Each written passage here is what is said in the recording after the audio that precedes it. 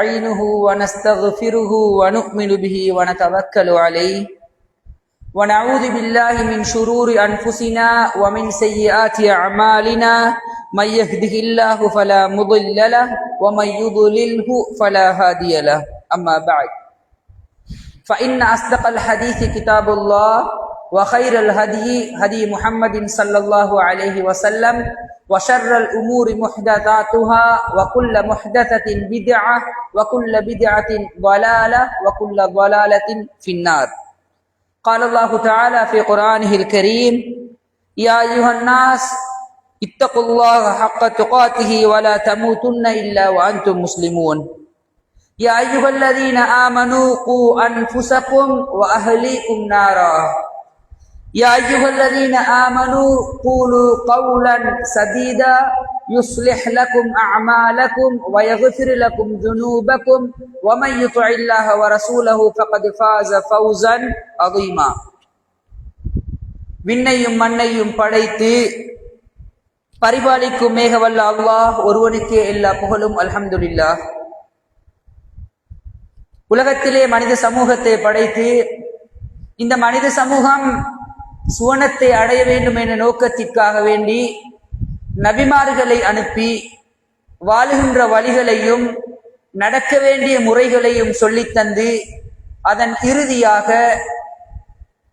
எங்களுடைய வாழ்க்கையை சீர்படுத்த வந்த என் பெருமானார் முஹம்மது முஸ்தபா ஸல்லல்லாஹு அலைஹி வஸல்லம் அவர்கள் மீது என்றென்றும் சாந்தியும் சமாதானமும் உண்டாவதாக என்று கூறியதன் பின்னால் ஜும்மாவுடைய கடமையை நிறைவேற்றுவதற்காக வேண்டி அல்லாஹ்வுடைய இல்லத்தில் வந்து அமர்ந்திருக்கும் எனது அருமை சகோதரர்களே, எந்த நேரத்திலும் எந்த சந்தர்ப்பத்திலும் இறைவனை அஞ்சி தனது வாழ்க்கையை அமைத்துக் கொள்ளுமாறும், உலகத்திலே வாழ்கின்ற பொழுது நாம் செய்கிற செயல்களும் நாம் எண்ணுகிற எண்ணங்களும் நாம் பேசுகிற பேச்சுக்களும் மறுமையிலே நலவாகவோ அல்லது கெடுதியாகவோ எங்களுக்கு பிரதிபலிக்கும் என்ற எண்ணத்தோடு வாழ்க்கையை அமைத்துக் கொள்ளுமாறும், மறுமை வாழ்க்கை தான் நிதர்சனமானது என்பதை புரிந்து கொள்ளுமாறும் முதலில் எனக்கும் அப்பால் உங்களுக்கும் அன்பு கட்டளை பிறப்பித்து இன்றைய தலைப்பிற்குள் செல்கிறேன்.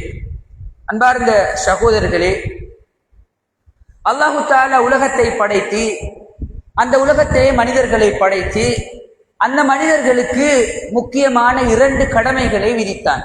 முதலாவது, அதுதான் முதன்மை காரணி. ஒரு மனிதன் வாழுவது, வசிப்பது, தின்பது, குடிப்பது எல்லாத்தின் அடிப்படை நோக்கம் இறைவனை வணங்குவது. அதுதான் இந்த மனித சமூகத்தின் முதன்மை கடமை. இரண்டாவது ஒரு கடமையையும் அல்லாஹு தஆலா கொடுத்தான். அதுதான் மனிதர்களாக வாழ்கிற பொழுது, சமூகங்களாக வாழ்கிற பொழுது நாங்கள் இந்த உலகத்தை ஆள்கிற பொறுப்பையும் மனிதர்களுக்கு அல்லாஹு தஆலா கொடுத்தான். அதிகாரங்களை கொடுத்தான், பதவிகளை கொடுத்தான், உலகத்தை வளப்படுத்தும் பொறுப்புகளை கொடுத்தான். நான் வாழ்கின்ற பொழுது எனது சந்ததியினருக்கு இந்த உலகத்தை அழகாக வைத்துக் கொள்ள இந்த உலகத்தை ஆட்சி செய்கிற பொறுப்பையும் அல்லாஹு தஆலா மனிதர்களுக்கு கொடுத்தான்.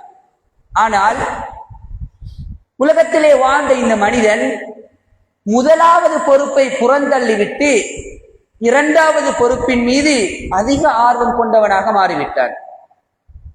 வாழ்கிற அந்த காலத்தில் நான் தான் ஆட்சியாளனாக வேண்டும், எனது கையிலே தான் அதிகாரம் இருக்க வேண்டும். ஒரு விதத்தில் மனிதனுக்கு வாதம் பேசுவது, அதாவது நான், என்னுடைய ஊர், என்னுடைய மதம், எனது பிரதேசம், எனது மொழி, எனது நாடு என்று வாதங்கள் பேச ஆரம்பித்தான். பிரதேசவாதம் பேசுவான், மொழிவாதம் பேசுவான், குடும்பவாதம் பேசுவான், இனவாதம் பேசுவான். இப்படி அவன் தன் அதிகாரத்தை நிலைநாட்டிக் கொள்வதற்காக வேண்டி தான் என்ற எண்ணத்தில் பேச ஆரம்பித்து அந்த 2வது கடமையை மட்டுமே செய்து கொண்டே இருந்தான். ஏன்? வாழ்கிற காலத்தில் கண்ணுக்கு தெரிகிற பிரயோசனம் கிடைப்பது அதுதான். அதிகாரம் கிடைத்தால் மமதை கிடைத்து விடுகிறது, நான் தான் ஆள்கிறேன் என்ற எண்ணம் வந்து விடுகிறது. இப்படி வாழ்கிற மனிதன் அந்த அதிகாரத்தை தக்க வைத்துக் கொள்வதற்காக வேண்டி, பதவிகளை தக்க வைத்துக் கொள்வதற்காக வேண்டி அல்லாஹ்வுக்கு முரணான காரியங்கள் பல்லாயிரம் செய்ய ஆரம்பித்தார். உலகத்திலே நடைபெறுகிற அனைத்து போர்களும் எதற்காக நடைபெறுகிறது? அதிகாரத்தை, ஆட்சியை தக்க வைத்துக் கொள்வதற்காக வேண்டி. அது இஸ்லாமிய நாடுகளுக்குள்ளுள் நடந்தாலும் சரி, மாற்று மத நாடுகளுக்குள் நடந்தாலும் சரி, தனது அதிகாரத்தை தக்க வைத்துக் கொள்ள வேண்டும், தனது ஆட்சியை தக்க வைத்துக் கொள்ள வேண்டும், தனது பதவியை தக்க வைத்துக் கொள்ள வேண்டும் என்ற ஆசையோடு, மமதையோடு வாழ்கிறான். இந்த அதிகார ஆசை உலகளாவிய மட்டத்தை தாண்டி ஊர் மட்டத்திலும் வந்துவிட்டது. ஊரில் நான் தான் பெரியவன். ஒரு மனிதன் அவனுக்கு கிடைக்கிற வட்டத்தில் அவன் பெரியவனாக முயற்சிக்கிறான். ஒரு நாட்டின் ஜனாதிபதி அவனுக்கு கிடைக்கிற மட்டத்தில் நான் பெரியவனாக காட்டிக்கொள்ள முயற்சிப்பது போன்று ஒரு பிரதேசத்தின் பெரியவர் தனது ஆட்சியை, தனது அதிகாரத்தை, தனது பதவியை தக்க வைத்துக் கொள்வதற்காக போராடுகிறார். குடும்பத்தில் இருக்கிற ஒரு மனிதர் தனது குடும்பத்தில் தான் தான் பெரியவர் என்பதை பெற்றுக் கொள்வதற்காக போராடுகிறார். எவரவருக்கு எந்தளவு அதிகாரங்கள் இருக்கிறதோ, எந்தளவு பரப்புகள் இருக்கிறதோ, அந்த பரப்பிற்குள் தனது அதிகாரத்தை தக்க வைத்துக் கொள்வதற்காக வேண்டி மனிதன் போராடுகிறான். அதற்காக வேண்டி பல்லாயிரக்கணக்கான பாவங்களையும், அட்டூழியங்களையும், கொலைகளையும், கொள்ளைகளையும், ஏழைகளுக்கு துன்பங்களையும் அள்ளி அள்ளி கொடுத்து கொண்டே இருக்கிறான். காரணம் என்ன? பதவி ஆசையும் பண ஆசையும் என்பதை நாங்கள் முதலிலே புரிந்து கொள்ள வேண்டும் அன்பானவர்களே. இந்த பதவி ஆசை இந்த இஸ்லாமிய இயக்கங்களுக்கு மத்தியிலும் விட்டு வைக்கவில்லை. நாங்கள் எல்லாம் உலக மட்டத்திலே சமாதானம் பேசிக் கொண்டிருக்கிறோம். எல்லாரும் ஒற்றுமையாக வாழ வேண்டும், எல்லாரும் சமாதானமாக வாழ வேண்டும் என்று உலக மட்டத்தில் சமாதானம் பேசுகிற நாங்கள் உள்ளூர் மட்டத்தில் சண்டை பிடித்துக் கொண்டிருக்கிறோம். நாங்கள் எல்லாம் மாற்று மதத்தவர்களோடு நல்லிணக்கமாக வாழ வேண்டும் என்று பேசிக் கொள்கிற நாங்கள் எங்களோடு மதத்துக்குள் இருக்கிறவர்களோடு, எங்களுடைய மார்க்கத்திற்குள் இருக்கிறவர்களோடு ஒற்றுமையாக நல்லிணக்கமாக வாழ்வதை புறந்தள்ளி வாழ்கிறோம். காரணம் என்ன தெரியுமா? அதிகார ஆசை. ஈரானிலே இருக்கிற ஷியாயிசத்தையும் ஆதரிக்கிற நாங்கள் ஊரிலே இருக்கிற பக்கத்து பள்ளிவாசலை அனுசரிக்க, பொறுத்து கொள்ள, ஏற்றுக்கொள்ள மறுக்கிறோம். காரணம் என்ன? இதுல என்ன கிடைத்து விட போகிறது? காரணம் என்ன? இவனை நான் ஏற்றுக்கொள்வதா? மனிதர்களை சிறுமைப்படுத்த நினைப்பது.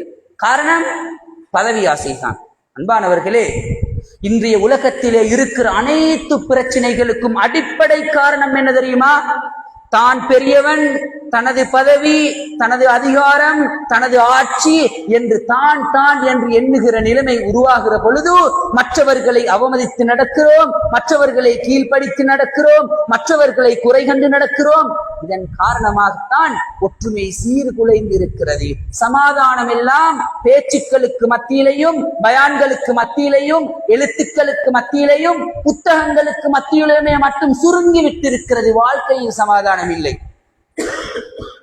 சமாதானத்தை பேசுவதற்கு, நல்லிணக்கத்தை பேசுவதற்கு இஜ்திமாக்களை நடத்துகிற நாங்கள்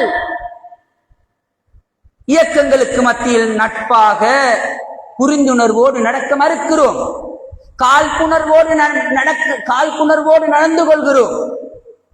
மாற்று மத சகோதரர்களுடைய மத இடத்தை, மதஸ்தானத்தை, அவர்கள் வணக்க வழிபாடு செய்கிற இடத்தை ஏற்றுக்கொள்கிற நாங்கள் மாற்று கருத்துடைய நண்பருடைய இயக்கத்துடைய பள்ளிவாசலை ஏற்றுக்கொள்ள மனம் இடம் கொடுக்க மறுக்கிறது என்றால், ஊரிலே நான் பெரியவன், நீ சிறியவன், ஊரிலே யார் பெரியவர் என்று பதவிகளுக்கு போட்டி போட்டுக் கொள்வதும், பதவிகளுக்காக வேண்டி தனது வாரிசுகளை தயார்படுத்துவதும் தான் காரணம் என்பதை நாங்கள் அண்மை என்ற உண்மையை நாங்கள் புரிந்து கொள்ள வேண்டும். அன்பான சகோதரர்களே, ஏன் இதை சொல்கிறேன் என்றால், ஒரு உண்மையான முஸ்லிம் இந்த பதவியுடையவும், இந்த அதிகாரத்துடையவும், இந்த பணத்துடையவும் நிலை, மதிப்பு எவ்வளவு என்பதை புரிந்து கொண்டால் ஒரு உண்மையான முஸ்லிம் அப்படி நடந்து கொள்ள மாட்டான். அன்பானவர்களே, ஒரு மனிதன் எப்படி வாழ்ந்தாலும் வயோதிபத்தை அடைகிற பொழுது தனது மலத்தை, தனது ஜலத்தை தன்னாலே சுத்தப்படுத்திக் கொள்ள முடியாத நிலைக்கு தான் மாறுவான் என்பதை ஒரு மனிதன் புரிந்து கொண்டால் மமதையோடு நடக்க மாட்டான்.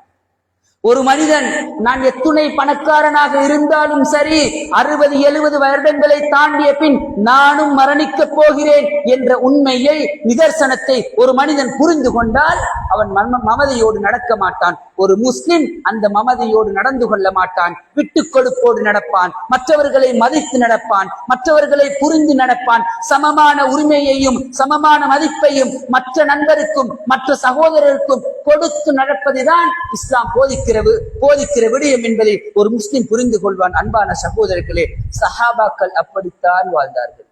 சஹாபாக்கள் பதவியை எப்படி பார்த்தார்கள், அதிகாரத்தை எப்படி பார்த்தார்கள் என்பதை ஒரு சில விடயங்களோடு உங்களோடு பகிர்ந்து கொள்ளலாம் என்று நினைக்கிறேன். அன்பானவர்களே, ஏனென்றால் கடைசி ஹஜ்ஜத்துல் விதாவிலே ரசூல் ஸல்லல்லாஹு அலைஹி வஸல்லம் அவர்கள் இன்று இஸ்லாம் பரிபூர்ணமானது என்று அறிவிப்பு செய்த அந்த நாளிலே முதலாவது கூறிய விடயம் என்ன தெரியுமா?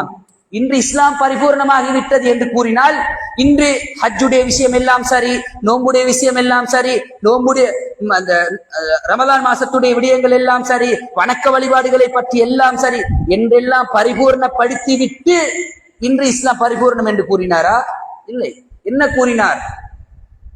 இன்றைய நாள் எவ்வளவு கண்ணியத்திற்குரியதோ, இந்த இடம் எவ்வளவு கண்ணியத்திற்குரியதோ, இந்த மார்க்கம் எவ்வளவு கண்ணியத்திற்குரியதோ அதே அளவு கண்ணியம் உனது நண்பனுடைய மரியாதையில் இருக்கிறது, உனது நண்பனுடைய உரிமையில் இருக்கிறது, உனது நண்பனுடைய சொத்தில் இருக்கிறது.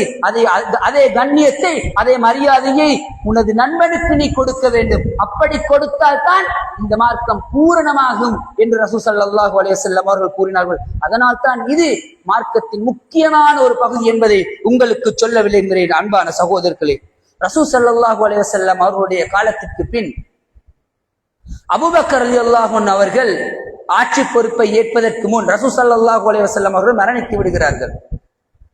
அன்பான சகோதரர்களே, ரசூல் ஸல்லல்லாஹு அலைஹி வஸல்லம் அவர்களுடைய மரணத்திற்கு பின் யார் அடுத்த ஆட்சி தலைவராக ஆகுவது என்ற ஒரு விவாதம் எழுந்தது. சஹாபாக்களுக்கு மத்தியில் பல்வேறு கருத்துக்கள் நிலவியது. ஆனால் ரசூல் ஸல்லல்லாஹு அலைஹி வஸல்லம் அவர்கள் வாழ்ந்த காலத்தில் கூட எனக்கு பின் அடுத்தது அபூபக்கர் ரலியல்லாஹு அன்ஹு அவர்கள் தான் பொறுப்புக்கு தகுதியானவர் என்பதை பல இடங்களில் இஷாரா செய்துவிட்டு சென்றார்கள், சுட்டிக்காட்டி சென்றார்கள். அதன் அடிப்படையிலே அபூபக்கர் ரலியல்லாஹு அன்ஹு அவர்களிடத்தில் வந்து அடுத்த ஆட்சி தலைவர் யாருக்கு கொடுக்கலாம் என்று கூறிய பொழுது தனக்கு அத்துணை தகுதியும் இருந்த அபூபக்கர் ரலியல்லாஹு அன்ஹு அவர்கள் அந்த பதவியை எப்படி பார்த்தார்கள் என்றால், அபூபக்கர் ரலியல்லாஹு அன்ஹு கூறினார்கள், எனக்கு பின் உமர் அல்லது அபூ உபைதா இப்னு ஜர்ராஹ் என்று சொல்லக்கூடிய சஹாபியில் இருவரில் ஒருவரை ஆட்சியாளராக நியமித்துக் கொள்ளுங்கள் என்று அபூபக்கர் ரலியல்லாஹு அன்ஹு அவர்கள் கூறினார்கள் என்றால், அனைத்து தகுதியும் இருந்த நேரத்தில் கூட பதவியை துச்சமாக மதித்தவர்களாக சஹாபாக்கள் வாழ்ந்தார்கள். அன்பான சகோதரர்களே, எப்படிப்பட்ட விட்டுக் கொடுப்போடு சஹாபாக்கள் வாழ்ந்திருக்கிறார்கள். அது மட்டுமல்ல, அபூபக்கர் ரலியல்லாஹு அன்ஹு அவர்கள் அதன் பின் ஆட்சி பொறுப்பை எடுத்து விடுகிறார்கள். இப்பொழுது ஹலீஃபாவாக இருப்பவர் அபூபக்கர் ரலியல்லாஹு அன்ஹு அவர்கள். உமர் ரலியல்லாஹு அன்ஹு அவர்கள் அபூபக்கர் ரலியல்லாஹு அன்ஹு அவர்களிடத்திலே அடிக்கடி ஒரு ஆலோசனை கூறுவார். அது என்ன ஆலோசனை என்றால், காலித் இப்னு வலீத் என்று சொல்லக்கூடிய சஹாபி ஒருவர் இருந்தார். அவர்தான் இஸ்லாத்திலே மிகவும் பிரபல்யமான ஒரு தளபதி, யுத்த தந்திரங்கள் எல்லாம் தெரிந்த தளபதி. ரசூல் ஸல்லல்லாஹு அலைஹி வஸல்லம் அவர்கள் எப்படி பெயர் சூட்டினார் என்றால், சைஃபுல்லாஹுல் மஸ்லூல், எதிரிகளுக்காக வேண்டி அல்லாஹ்வால் சூட்டப்பட்ட வாள் என்று பெயர் சூட்டப்பட்ட ஒரு சஹாபியார் காலித் இப்னு வலீத் ரலியல்லாஹு அன்ஹு அவர்கள். அவர் இஸ்லாத்துக்கு முன்னும் தளபதிதான், இஸ்லாத்துக்கு பிறகும் தளபதிதான். எப்பொழுதுமே ஒரு தளபதியாக இருந்தவர், அனைத்து போர் நுணுக்கமும் தெரிந்தவர். ஒரு தோல்விய நடக்கிற நேரத்தில் எப்படி படைகளை மாட்டாமல் படைகளை காப்பாற்றி கொண்டு வர வேண்டும் என்ற அனைத்து தந்திரங்களும் தெரிந்தவர் காலித் இப்னு வலீத் ரலியல்லாஹு அன்ஹு அவர்கள். அவருடைய தலைமையில் நடந்த அத்துணை யுத்தங்களும் வெற்றிதான். ஆனால் உமர் ரலியல்லாஹு அன்ஹு அவர்கள் கூறினார்கள் அபூபக்கர் ரலியல்லாஹு அன்ஹு அவர்களிடத்திலே, நீங்கள் இந்த காலித் இப்னு வலீத் ரலியல்லாஹு அன்ஹு அவர்களை பதவி நீக்கம் செய்ய வேண்டும், தலைமை பொறுப்பில் இருந்து நீக்க வேண்டும். அவர் எந்த குற்றமும் செய்யவில்லை. என்ன காரணம் கூறினார் என்றால், உமர் ரலியல்லாஹு அன்ஹு அவர்கள், இன்னமா யன்சுருல்லாஹு தீனஹு லா பிகாலிதீன் வலா பிகைரி காலிதீன், அல்லாஹ் இந்த மார்க்கத்துக்கு தான் உதவி பண்ணுறான். காலித் இல்ல வேற யாரு இருந்தாலும் அல்லாஹ் இஸ்லாத்துக்கு உதவி பண்றான். அவரு தலைவராக இருந்தாலும் வெத்தும், அவர் தளபதி இல்லாவிட்டாலும் யுத்தம் வெத்தும். நீங்க அவரை பதவி நீக்கம் செய்யுங்க என்று உமர் ரலியல்லாஹு அன்ஹு அவர்கள் கூறினார்கள். உமர் ரலியல்லாஹு அன்ஹு அவர்கள் அகீதா விடயத்திலே காரசாரமாக நடக்கக்கூடியவர், தூரநோக்கு சிந்தனையுள்ள ஒரு சஹாபி. ஆனால் அபூபக்கர் ரலியல்லாஹு அன்ஹு அவர்கள் கூறினார்கள், வல்லாஹி லா உக்மிது ஸைஃபன் ஸல்லல்லாஹு அலல் குஃபார். அல்லாஹ் காவிர்களுக்கு எதிராக உருவிய அந்த வாளை நான் உரையில் வைக்க மாட்டேன், அவரை நான் பதவி நீக்கம் செய்ய மாட்டேன். ரசூலுல்லாஹ் ஒரு தலைமை பொறுப்பு கொடுத்தாரு, நான் பதவி நீக்கம் செய்ய மாட்டேன் என்று அபூபக்கர் ரலியல்லாஹு அன்ஹு மறுத்து விடுகிறார்கள். அபூபக்கர் ரலியல்லாஹு அன்ஹு ஆட்சி காலம் முடிவடைந்து விடுகிறது. அடுத்த ஹலீஃபாவாக யார் பொறுப்பேற்கிறார்? உமர் ரலியல்லாஹு அன்ஹு அவர்கள் பொறுப்பேற்கிறார். உமர் ரலியல்லாஹு அன்ஹு அவர்கள் பொறுப்பேற்கிற அதே நேரத்தில் இந்த காலித் இப்னு வலீத் ரலியல்லாஹு அன்ஹு அவர்கள் சிரியாவிலே கிறிஸ்தவர்களோடு போர் செய்து கொண்டிருக்கிறார். சிரியாவிலே போர் நடந்து கொண்டிருக்கிறது. யார் தலைவர்? காலித் இப்னு வலீத் ரலியல்லாஹு அன்ஹு அவர்கள். அந்த நேரத்திலே உமர் ரலியல்லாஹு அன்ஹு அவர்கள் அங்கிருந்த அபூ உபைதத் இப்னு ஜர்ராஹ், இந்த அபூ உபைதத் இப்னு ஜர்ராஹ் யார் தெரியுமா? முதலாவது அபூபக்கர் ரலியல்லாஹு அன்ஹு அவர்களிடத்தில் அடுத்த ஹலீஃபா யாருன்னு கேட்டபோது 2 பேர் சொன்னாங்களே, ஒன்று உமர் அல்லது அபூ உபைதத் இப்னு ஜர்ராஹ். அந்த அபூ உபைதத் இப்னு ஜர்ராஹுக்கு உமர் ரலியல்லாஹு அன்ஹு அவர்கள் கடிதம் எழுதுகிறார், நீங்கள் உடனடியாக காலித் இப்னு வலீத் ரலியல்லாஹு அன்ஹு அவர்களை பதவி நீக்கம் செய்து விடுங்கள். ஏனென்றால் இந்த சஹாபாக்களுக்கு மத்தியிலும் மக்களுக்கு மத்தியிலும் காலித் இருப்பதால் தான் வெற்றி நடைபெறுகிறதோ என்ற கருத்து பரவிவிடும் என்பதற்காக அவரை பதவி நீக்கம் செய்யுங்கள் என்று உமர் ரலியல்லாஹு அன்ஹு அவர்கள் கடிதம் எழுதி விடுகிறார்கள். யாருக்கு? அபூ உபைதத் இப்னு ஜர்ராஹ் ரலியல்லாஹு அன்ஹு அவர்களுக்கு. இந்த கடிதம் அபூ உபைதத் இப்னு ஜர்ராஹ் ரலியல்லாஹு அன்ஹு அவர்களுக்கு கிடைக்கிறது. எங்கே? சிரியாவிலே யுத்தம் செய்து கொண்டிருக்கிற நேரத்திலே அவருக்கு கிடைத்து விடுகிறது. ஆனால் அவருக்கு வெட்கம், எப்படி அவர்கிட்ட பேசி சொல்றது? மக்களுக்கு மத்தியில் பிரச்சனை வந்துருமோ? ஏனென்றால் அவர் வெற்றி தளபதி, அவருக்கு பின்னுக்கு போராடுறதுக்கு நிறைய பேருக்கு விருப்பம். அவர் சிறந்த ஒரு தளபதி, பயபக்தி உடையவர், போற்றப்பட்ட ஒரு சஹாபி. ரசூல் ஸல்லல்லாஹு அலைஹி வஸல்லம் அவர்கள் அல்லாஹ்வின் வாள் என்று பெயர் சொல்லப்பட்ட காலித் இப்னு வலீத் ரலியல்லாஹு அன்ஹு அவர்களிடத்தில் சொல்ல இந்த அபூ உபைதத் இப்னு ஜர்ராஹ் ரலியல்லாஹு அன்ஹு அவர்கள் வெட்கப்படுகிறார்கள். வெட்கப்பட்டு அதை சொல்லாமல் மறைத்து விடுகிறார். யார்? இந்த சஹாபி. இந்த மறைத்த செய்தி உமர் ரலியல்லாஹு அன்ஹு அவர்களுக்கு கேள்விப்படுகிறது. உடனே உமர் ரலியல்லாஹு அன்ஹு அவர்கள் என்ன செய்கிறார்? 2வது கடிதத்தை எழுதுகிறார். இது எனது கட்டளை, நீங்கள் கட்டாயமாக அவரை பதவி நீக்கம் செய்யுங்கள். பதவி நீக்கம் செய்துவிட்டு அந்த பதவிக்கு நீங்கள் அந்த பதவியை உங்களுடைய பொறுப்பின் கீழ் நீங்கள் எடுத்துக் கொள்ளுங்கள் என்று 2வது கடிதம் வருகிறது. உடனே அபூ உபைதத் இப்னு ஜர்ராஹ் ரலியல்லாஹு அன்ஹு அவர்கள் சில முஹாஜிர் சஹாபாக்களை கூப்பிட்டு, இப்படி ஒரு கடிதம் வந்தது, நான் சொல்லவில்லை, 2வது கடிதமும் வந்திருக்கிறது என்று ஆலோசனை செய்கிற நேரத்திலே இந்த ஆலோசனை செய்த விடயம் யாருக்கு கேள்விப்படுகிறது? தலைவராக இருந்த தளபதியாக இருந்த காலித் இப்னு வலீத் ரலியல்லாஹு அன்ஹு அவர்களுக்கு கேள்விப்பட்டுகிறது. காலித் இப்னு வலீத் ரலியல்லாஹு அன்ஹு அவர்கள் உடனடியாக அபூ உபைதத் இப்னு ஜர்ராஹ் ரலியல்லாஹு அன்ஹு அவர்கள் இருந்த கூடாரத்திற்கு வருகிறார்கள். வந்து கூறுகிறார், யக்ஃபிருல்லாஹு லக், அல்லாஹ் உங்களை மன்னித்துக் கொள்ளட்டும். இது அமீருல் முஃமினீனுடைய கட்டளையா? இதற்கு பின் நீங்கள் எப்படி எனக்கு பின்னால் நின்று தொழுகிறீர்? நான் உங்களுக்கு பின்னால் நின்று தொழ வேண்டும் என்று உடனடியாக தனது பதவியை ராஜினாமா செய்துவிட்டு அந்த பதவியை அபூ உபைதத் இப்னு ஜர்ராஹ் ரலியல்லாஹு அன்ஹு அவர்களுக்கு கொடுத்தார்கள். என்றால் அன்பானவர்களே, இதுதான் விட்டுக் கொடுப்பு. பதவியையும் அதிகாரத்தையும் அவர்கள் பார்த்த விதம் இதிலே புரிகிறது. அன்பார்ந்த சகோதரர்களே, அதற்கு பின் இந்த காலித் இப்னு வலீத் ரலியல்லாஹு அன்ஹு அவர்கள் கடைசி காலம் வரை தளபதி பொறுப்பை ஏற்கவே இல்லை. அவர் மரண தருவாயில இருந்த நேரத்திலே உமர் ரலியல்லாஹு அன்ஹு அவர்களுடைய ஆட்சியை பற்றி விசாரித்த பொழுது, உமர் ரலியல்லாஹு அன்ஹு அவர்கள் சிறப்பாக ஆட்சி செய்கிறார்கள் என்ற செய்தி கேட்ட பொழுது அந்த காலித் இப்னு வலீத் ரலியல்லாஹு அன்ஹு அவர்கள் என்ன கூறினார்கள் தெரியுமா? லஇன் மாத உமர், உமர் மரணித்து விட்டால் லதரயன்ன உமூரன் துன்கிருஹா, இந்த மார்க்கத்துக்கு முரணான நிறைய விடயங்கள் ஏற்பட்டுவிடும் என்று உமர் ரலியல்லாஹு அன்ஹு அவர்களை புகழ்ந்தார்கள். ஏன் பதவி நீக்கம் செய்தது என்பதை அவர் புரிந்து கொண்டார். அவரை பதவி நீக்கம் செய்ய வேண்டும். அவர் வெற்றியாளராக இருந்தாலும் பரவாயில்லை, அவர் நல்லவராக இருந்தாலும் பரவாயில்லை, அவருடைய பதவி சில பொழுது சில மனிதர்களுடைய அகீதாவுக்கு பாதகமாக அமையும் என்ற எண்ணத்தோடு பதவி நீக்கம் செய்தார். யார்?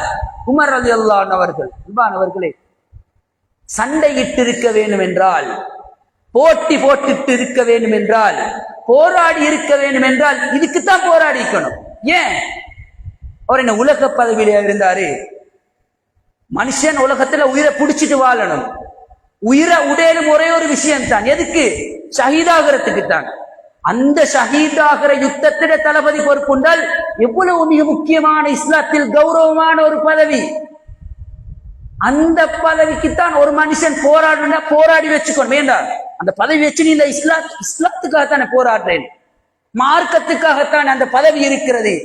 அந்த பதவியை விட்டு கொடுத்தார். ஏன்? அன்பானவர்களே, சஹாபாக்கள் பதவியையும் அதிகாரத்தையும் எப்படி பார்த்தார்கள்? இந்த காலத்தில் நடந்தீங்களா? 2வது கட்சி உருவாகி இருக்கு. 2 பேர் சமமான தலைமை பதவியில் இருக்கக்கூடிய 2 பேர் இருந்து அதுல ஒருத்தர் தலைவராகி 2வது ஆளுக்கு ஊர்ல ஒரு 5-10 பேர் சப்போர்ட் இருந்தா அவரு 2வது ஒரு கட்சியை தொடங்கிப்பாரு. ஏதா சரி பேர் முன்னேற்ற கழகம் தான், இவர் சின்ன முன்னேற்ற கழகமோ பெரிய முன்னேற்ற கழகமோ பேரை முன்னுக்கு போட்டுட்டு இவர் ஒரு கட்சியை தொடங்கிப்பாரு. அன்பானவர்களே, சஹாபாக்கள் பதவிகளையும் அதிகாரத்தையும் எப்படி பார்த்தார்கள் என்பதை நாங்கள் புரிந்து கொள்ள வேண்டும். அன்பானவர்களே, அதே போன்றுதான் உமர் ரலியல்லாஹு அன்ஹு அவர்கள் மரணிக்கிற தருவாயில் அவருக்கு பின் ஹலீஃபாக நியமிப்பதற்காக வேண்டி 6 சஹாபாக்களுடைய பெயரை சொல்லிவிட்டு சென்றார்கள். ஏன் இந்த சம்பவங்களை சொல்கிறேன் என்றால், இந்த பதவிகளையும் அதிகாரத்தையும் சஹாபாக்கள் எப்படி பார்த்தார்கள், எப்படி புரிந்து கொண்டார்கள் என்பதை நாங்கள் புரிந்து கொண்டால், இந்த ஊர்லீச்ச பதவிக்கு தானே ஊர் தலைவர், பள்ளி தலைவர், பள்ளி செக்ரட்டரி, ஊர்ல சோசியல் ஸ்போர்ட்ஸ் கிளப் தலைமை, ஸ்போர்ட்ஸ் கிளப் செக்ரட்டரி, இப்படி சின்ன சின்ன போஸ்டிங் தானே. இதுக்கெல்லாம் என்ன அடிச்சுக்கிறது? அது சிறுமைத்தனமாக விளங்கும் என்பதற்காக வேண்டித்தான் இந்த பதவிகளையும் இந்த வரலாற்றையும் உங்களுக்கு சொல்லி காட்டுகிறேன். அன்பானவர்களே, உமர் ரலியல்லாஹு அன்ஹு அவர்கள் அவருக்கு பின் கலீஃபாக தேர்ந்தெடுப்பதற்காக வேண்டிய 6 சஹாபாக்களுடைய பெயரை சொன்னார்கள். ஆனால் அதிலே 2 சஹாபாக்கள் கட்டாயம் சொல்ல வேண்டி 2 சஹாபாக்களுடைய பெயரை சொல்லவே இல்லை. அவருடைய பேரு மந்திக்கணும், 8 பேரை சொல்லிக்கணும். ஆனா 6 பேரை தான் சொன்னாங்க. அந்த 8 பேர்ல முதலாவது தான், அந்த 6 பேர்ல சொல்லப்படாத ஆக்கள் ஒருத்தர் தான் சயீத் இப்னு ஸைத் இப்னு அம்ர் இப்னு நுஃபைல் என்று சொல்லக்கூடிய சஹாபி. அவர் ரசூல் ஸல்லல்லாஹு அலைஹி வஸல்லம் அவர்களால் சொர்க்கத்துக்கு நன்மாராயம் சொல்லப்பட்ட ஒரு சஹாபி. தலைமைத்துவ பண்பு அதிகமாக இருந்தவர், ஒரு போர் வீரர், ஒரு தளபதியாக இருந்தவர். ஆனால் உமர் ரலியல்லாஹு அன்ஹு அவரோட பேரை சொல்லல. 2வது ஒருத்தருடைய பேரை சொல்லல. அவர் தான் அப்துல்லா இப்னு உமர் ரலியல்லாஹு அன்ஹு அவர்கள். அடுத்த தலைமை பதவிக்கு மக்களிடத்திலே அதிகமான சப்போர்ட் இருந்தது அப்துல்லா இப்னு உமர் ரலியல்லாஹு அன்ஹு அவர்களுக்கு தான். அவங்களோட பேரையும் சொல்லல. என்ன காரணம் தெரியுமா? அப்துல்லா இப்னு உமர் தந்த மகன் சயீத் இப்னு ஸைத் இப்னு அம்ர் இப்னு நுஃபைல் சொல்லக்கூடிய சஹாபி பெரிய பட மகன். உமர் ரலியல்லாஹு அன்ஹு முடிவெடுத்தார்கள், என் குடும்பத்துல யாரும் அடுத்த பொறுப்பு நீச்சப்படாது, என் குடும்பத்துல யாருமே அடுத்த தலைவர் பதவியின் தெரிவில் இருக்கக்கூடாது என்பதில் கவனமாக கடினமாக இருந்தார்கள் உமர் ரலியல்லாஹு அன்ஹு அவர்கள். அந்த 2வரையும் நீக்கிவிட்டு 6 நபர்களை நியமித்து விட்டு அந்த தனது மகனை இந்த 6 பேரிலிருந்து யாராவது ஒருவரை தெரிவு செய்யும் பொழுது அதன் பார்வையாளராக நீங்கள் இருக்க வேண்டும், அந்த பதவியில் உங்களுக்கு எந்த பங்குமே இல்லை என்று உமர் ரலியல்லாஹு அன்ஹு அவர்கள் அறிவிப்பு செய்தார்கள். அன்பானவர்களே, இப்படித்தான் இஸ்லாமிய தலைமைத்துவ தெரிவுகள் நடந்தது. சரி, அந்த 6 பேர் யார் தெரியுமா? உமர் ரலியல்லாஹு அன்ஹு அவர்கள் அவருக்கு பின் கலீஃபாவாக தேர்வு செய்ய நியமித்த 6 சஹாபாக்கள் தான். முதலாவது சுபைர் இப்னு அவ்வாம் ரலியல்லாஹு அன்ஹு அவர்கள், அப்துர் ரஹ்மான் இப்னு அவுஃப் ரலியல்லாஹு அன்ஹு அவர்கள், தல்ஹத் இப்னு உபைதுல்லாஹ் ரலியல்லாஹு அன்ஹு அவர்கள், உஸ்மான் இப்னு அஃபான் ரலியல்லாஹு அன்ஹு அவர்கள், அலி இப்னு அபி தாலிப் ரலியல்லாஹு அன்ஹு அவர்கள், சஅத் இப்னு அபி வக்காஸ் ரலியல்லாஹு அன்ஹு அவர்கள். இந்த 6 நபர்களையும் தெரிவு செய்கிறார்கள் அடுத்த தளபதியாக நியமிக்க வேண்டும் என்று. எங்கட ஊர்ல ஒரு நிகழ்ச்சி நடக்குது. அடுத்த ஊரு பொறுப்பு 6 பேருக்கு கொடுக்கிறன்னு பேர் போட்டா என்ன நடக்கும்? 6 பேரும் 6 சைடுல ஆள் சேர்த்துட்டு இப்போ 6 பேரும் ஆள் சைட்ல ஆள் சேர்த்துட்டு இப்போ இந்த குடும்பத்துல போயிட்டு பேசுவோம், அந்த குடும்பத்துல போயிட்டு பேசுவோம், அந்த தலைவர்கிட்ட பேசுவோம், ஸ்கூல்கிட்ட பேசுவோம், கிரவுண்ட்ல பேசுவோம், ஸ்கூல் பிரின்சிபல்கிட்ட போயிட்டு பேசுவோம், ஜனாசா கமிட்டி இந்த ஜனாசா கமிட்டிட்ட பேசுவோம். எங்கெங்கெல்லாம் போயிட்டு பேசலுமோ அங்கங்கெல்லாம் பேசி 6 பேரும் 6 சைட்ல 6 பேருக்கும் ஆள் சேர்த்துப்போம். ஆனா இந்த சஹாபாக்கள் எந்த பதவி அன்பானவர்களே, இதெல்லாம் ஊர் தலைவர் பதவி இல்ல, நாட்டிட ஜனாதிபதி பதவி, உலகை ஆளுகிற பதவி. அதிலேயும் மக்கா மதீனா மட்டும் சுருங்கிய பிரதேசமா இல்லை. உமர் ரலியல்லாஹு அன்ஹு அவர்கள் 3/2 ஆட்சி செய்தவர். மிகப்பெரிய சாம்ராஜ்யம். இன்று இருக்கக்கூடிய Saudi, Dubai, Qatar, Iran, Iraq எல்லாம் சேர்ந்த ஒரே ஒரு நாடு. அந்த நாட்டில ஜனாதிபதி தெரிவு 6 பேரை தெரிவு செய்கிறார்கள். சஹாபாக்கள் எப்படி நடந்து கொண்டார்கள் என்றால், அப்துர் ரஹ்மான் இப்னு அவ்ஃப் ரலியல்லாஹு அன்ஹு அவர்கள் 6 பேரில் ஒருவர். அவர் மிகப்பெரிய பணக்காரர், மிகப்பெரிய கோடீஸ்வரர். யார்? அப்துர் ரஹ்மான் இப்னு அவ்ஃப் ரலியல்லாஹு அன்ஹு அவர்கள். இதுல நாங்க இன்னொன்னு என்ன புரிஞ்சு கொள்ளணும் தெரியுமா? இந்த 6 பேர்ல அப்துர் ரஹ்மான் இப்னு அவ்ஃப் ரலியல்லாஹு அன்ஹு அவர்கள் இருந்தார்கள். அவர் மிகப்பெரிய பணக்காரராக இருந்தாலும் இந்த 6 பேரில் ஒருவராக தெரிவு செய்யப்பட்டார் என்றால், பணக்காரர்கள் எப்படி நடந்து கொள்ள வேண்டும் என்பதற்கு அவருடைய வாழ்க்கையை படுத்தினை. ஆனா இந்த அப்துர் ரஹ்மான் இப்னு அவ்ஃப் ரலியல்லாஹு அன்ஹு என்ன செஞ்சாருண்டா, முதலாவது இந்த 6 பேர்த்தையும் வந்து 6 பேரை கூப்பிட்டு சொன்னார், இத சுருக்கணும். முஸ்லீம கட்சியை பிரிச்சு பிரிச்சு ஓட்டெல்லாம் உடைக்கப்படாது. என்ன செய்யணும்? சுருக்கணும். இந்த 3 பேரும், இந்த 6ல 3 பேர் 3 பேர்ட்ட பொறுப்பை கொடுத்துருங்க. அப்ப 3 பேர் குறைஞ்சிருமே. 6 பேர் இருக்கிற 3 சஹாபாக்கள் பொறுப்பை கொடுத்துட்டா ஒட்டோவா அது 3 பேருக்கு இறங்கிடும். அப்ப போட்டி குறையுது, போட்ஸ் உடையிறது குறையுது. அப்துர் ரஹ்மான் இப்னு அவ்ஃப் ரலியல்லாஹு அன்ஹு அவர்கள் ஜுபைர் ரலியல்லாஹு அன்ஹு அவர்கள் அலி ரலியல்லாஹு அன்ஹு அவர்களுக்கு பொறுப்பு கொடுத்தார்கள். சஅத் ரலியல்லாஹு அன்ஹு அவர்கள் உஸ்மான் ரலியல்லாஹு அன்ஹு அவருக்கு பொறுப்பு கொடுத்தார்கள். தல்ஹா ரலியல்லாஹு அன்ஹு அவர்கள் அந்த நேரத்தில் மதீனாவில் இருக்கவில்லை. எனவே திரும்ப 3 பேர் தான் செலக்ட். யாரு? உஸ்மான் ரலியல்லாஹு அன்ஹு அவர்களும் அலி ரலியல்லாஹு அன்ஹு அவர்களும் அப்துர் ரஹ்மான் இப்னு அவ்ஃப் ரலியல்லாஹு அன்ஹு அவர்களும். அன்பார்ந்த சகோதரர்களே, இந்த 3 பேரில் அப்துர் ரஹ்மான் இப்னு அவ்ஃப் ரலியல்லாஹு அன்ஹு அவர்கள் என்ன செய்கிறார் என்றால், ஃபெஸ்டிக்கே தன்னை விலக்கிக்காம 3 குறைச்சி 3ல அவர் விலகிக்கிறாரு. அப்ப 2 ஆகிருமே. எப்படி சிந்தனையோடு வாழ்ந்தார்கள் அந்த பணக்கார சஹாபி. 3 பேர் தெரிவு செய்யப்பட்டதன் பின்னர் தன்னை விலக்கிக் கொள்கிறார். அப்ப 2 பேர் தான். யாரு? உஸ்மான் ரலியல்லாஹு அன்ஹு அவர்களும் அலி ரலியல்லாஹு அன்ஹு அவர்களும் மாத்திரம் தான். அன்பானவர்களே, எப்படி சஹாபாக்கள் பதவிகளை அற்பமாக நினைத்தார்கள் என்பதை இதிலே நாங்கள் புரிந்து கொள்ள வேண்டும். அந்த அப்துர் ரஹ்மான் இப்னு அவ்ஃப் ரலியல்லாஹு அன்ஹு அவர்கள் எப்படிப்பட்ட சஹாபி என்றால், அவர் பதவியை விட்டு கொடுத்ததோடு முழு மதீனாவும் அவருக்கு பின்னுக்குத்தான். யாரும் உஸ்மான் ரலியல்லாஹு பத்தி யோசிக்கிறோம் இல்ல, அலி ரலியல்லாஹு பத்தி யோசிக்கிறோம் இல்ல. மனிதர்களுடைய பண்பு அதுதான். யாராவது விட்டு கொடுத்தால் அவரின் பக்கம் சென்று விடுவார்கள்.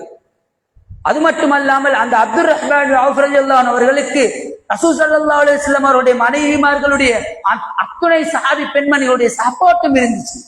ஆனா அவர் என்ன செஞ்சாரு? பதவியை விட்டு கொடுத்துட்டு சொன்னாரு, இந்த 2 பேர்ல 4 தெரிவு செய்தேன். இப்படி சுருக்கி சுருக்கி கொண்டாரு. 3 குறைச்சாரு, 3 2 குறைச்சாரு.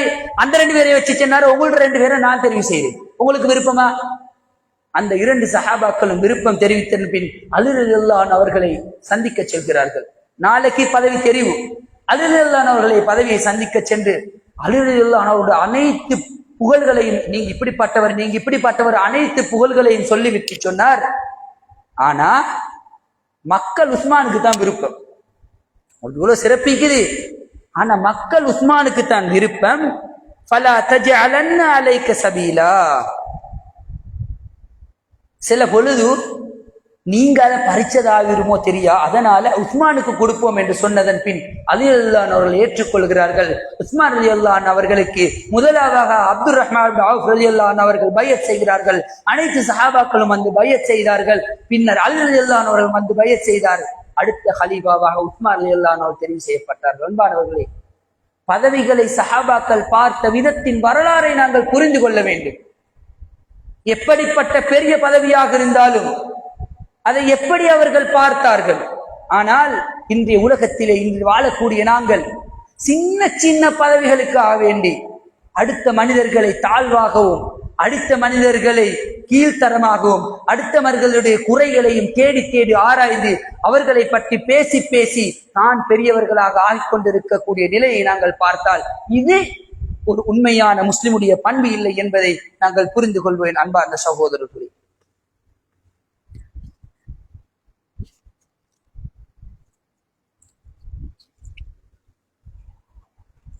அல்ஹம்துலில்லாஹ் வஸ்ஸலாத்து வஸ்ஸலாமு அலா ரசூலில்லாஹ் வ அலா ஆலிஹி பிஸ்மில்லாஹ் அம்மா பஅத்.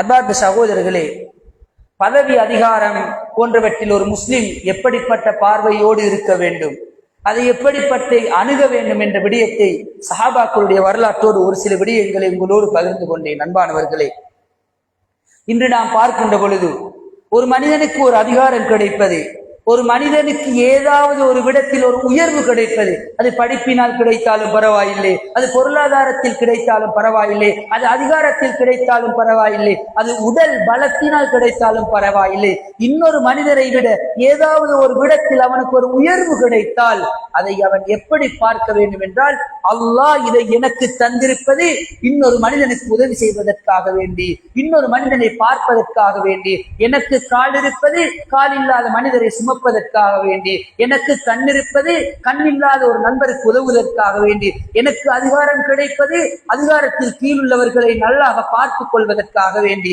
எனக்கு பொருளாதாரம் கிடைப்பது ஒரு ஏழை எளியவர்களுக்கு உதவி செய்வதற்காக வேண்டி என்ற கண்ணோட்டத்தோடு வாழத்தான் இஸ்லாம் சொல்கிறது. அன்பான சகோதரர்களே, சஹாபாக்கள் அப்படித்தான் பார்த்தார்கள். அன்பானவர்களே, ஆனால் இன்று சமூகத்திலே முஸ்லிம்களுக்கு மத்தியில் பிரச்சனை வருகின்ற பொழுது, பிணக்குகள் வருகின்ற பொழுது நாங்கள் எல்லாம் எப்படி பார்க்கிறோம் என்றால், இஸ்லாம் வழிகாட்டிய முறையை மறந்து விடுகிறோம். இஸ்லாம் என்ன சொல்கிறது? இரண்டு மனிதர்களுக்கு, இரண்டு முஸ்லிம்களுக்கு இடையில் பிரச்சனை வருகிறதா, இரண்டு குழுக்களுக்கு இடையில் பிரச்சனை வருகிறதா, இதுதான் சரி இதுதான் பிழை என்ற பிரச்சனை ஏற்படுகிற பொழுது ஒரு முஸ்லிம் திரும்ப வேண்டிய ஒரு பகுதி அதுதான் குர்ஆன் சுன்னா. ஒரு முஸ்லிம் பார்க்க வேண்டிய பகுதி அதுதான் குர்ஆன் சுன்னா. இதுதான் சரியா இதுதான் பிழையா என்று பார்ப்பதற்கு இருக்கிற ஒரே ஒரு ஜன்னல், ஒரே ஒரு வழி இந்த குர்ஆனும் இந்த ஹதீஸும் அல்லாஹ் தஆலா விட்டு சென்ற பரிசுத்தமான மார்க்கமும் மட்டும்தான் என்பதை புரிந்து கொள்ள வேண்டும். இந்த விடயம் எத்தனை நபர்களுக்கு பிடித்திருக்கிறது, ஊரிலே இதற்கு எத்தனை சப்போர்ட் இருக்கிறது, அல்லது இதை செய்தால் எனக்கு எவ்வளவு நன்மை கிடைக்கும் என்ற கண்ணோட்டத்தை இஸ்லாம் சுட்டிக்காட்டவில்லை. அன்பானவர்களே, முஸ்லிம்களுக்கு மத்தியில் பிரச்சனை வந்தால் அந்த பிரச்சனையின் இறுதி முடிவு மார்க்கமாக இருக்க வேண்டும். எனது செயல்பாடுகளின் இறுதி முடிவு இஸ்லாமாக இருக்க வேண்டும். எனது குடும்ப வாழ்க்கையின் இறுதி முடிவு இஸ்லாமாக இருக்க வேண்டும்.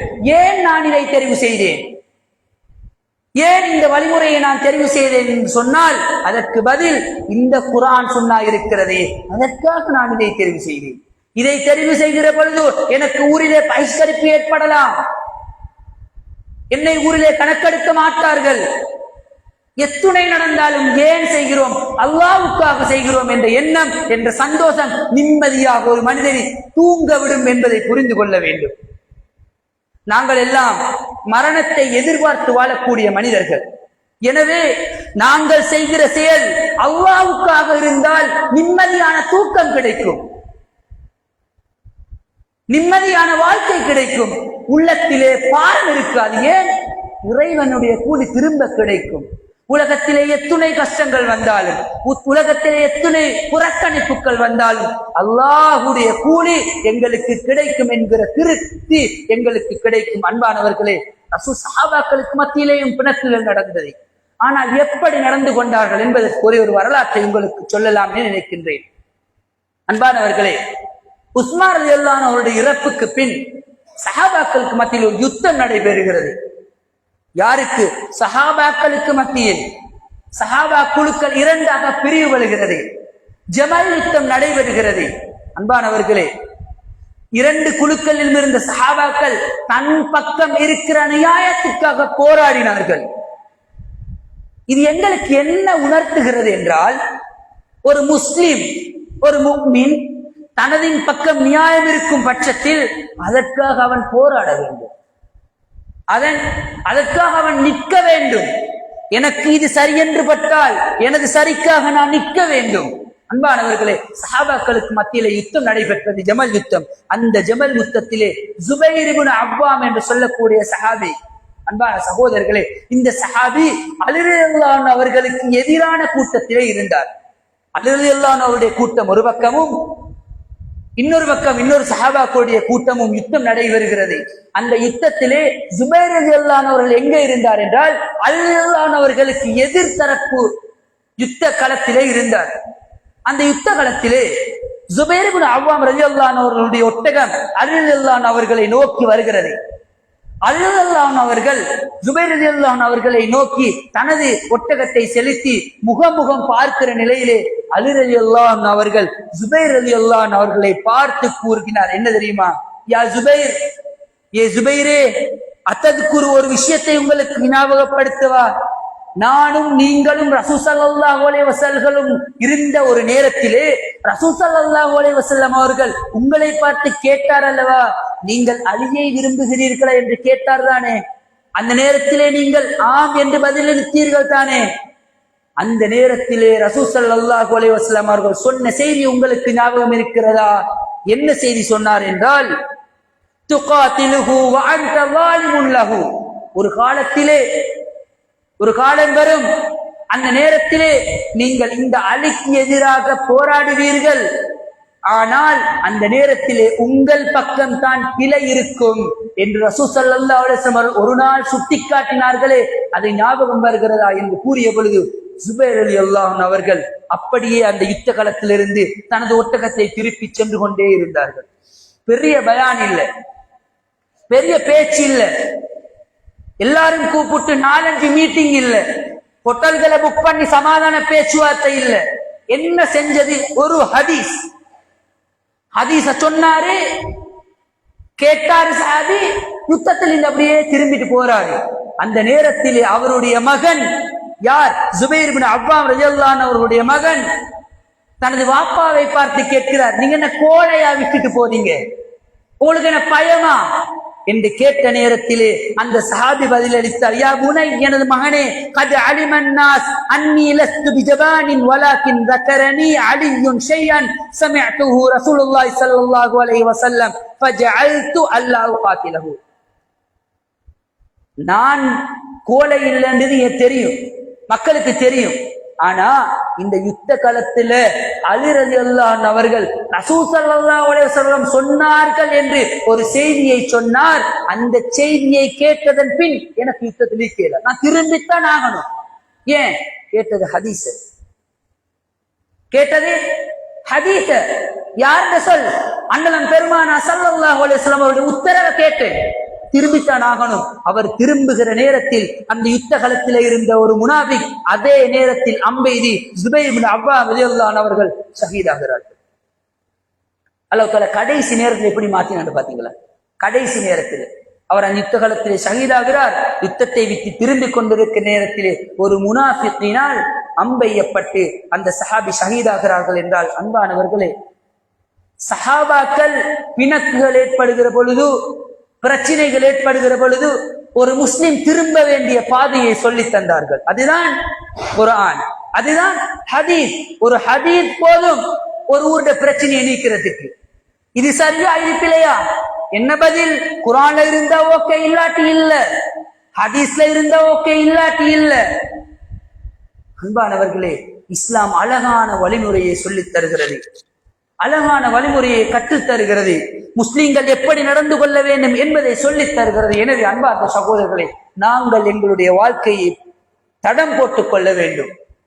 எங்களுக்கு கிடைக்கிற ஒரு சில அதிகாரங்களாக இருந்தாலும், ஒரு சில பதவிகளாக இருந்தாலும், இந்த பதவியினால் மற்ற மனிதர்களுக்கு எவ்வளவு நன்மை செய்யலாம், மற்ற மனிதர்களை எவ்வளவு நடத்தலாம், மற்றவர்களோடு எவ்வாறு அன்பாக நடந்து கொள்ளலாம் என்பதை புரிந்து நடக்க வேண்டும். அந்த பதவியுடைய, அந்த அதிகாரத்துடைய ஆழ அகலத்தை, அதன் பாரத்தை, அதன் கேள்விகளை நாங்கள் புரிந்து நடந்து கொள்ள வேண்டும். எனவே அன்பார்ந்த சகோதரர்களே, எங்களுடைய வாழ்க்கையிலேயும் பிரச்சனைகள் ஏற்படுகிற பொழுது, பிணக்குகள் ஏற்படுகிற பொழுது, அல்லாஹுக்காக நின்றேன், இறைவனுக்காக நின்றேன், இறைவனுடைய கூற்றின் பக்கம் நின்றேன், அல்லாஹ்வுடைய தூதருடைய கூற்றின் பக்கம் நின்றேன். இந்த ஹதீஸ் என்னை இங்கே வர வைத்தது, இந்த ஹதீஸ் என்னை இங்கே போக விடாமல் தடுத்தது, இந்த ஹதீஸினால் தான் நான் இந்த அமலை இப்படி செய்தேன், இந்த குர்ஆன் வசனத்தினால் தான் இந்த விடயத்தை நான் இப்படி செய்தேன் என்று பதில் சொல்லக்கூடிய நிலைமையில் எங்கள் வாழ்க்கையை அல்லாஹ் தஆலா மாற்றுவானாக. ஆமீன். வஆஹிரு தஅவானா, எதை கேட்டோமோ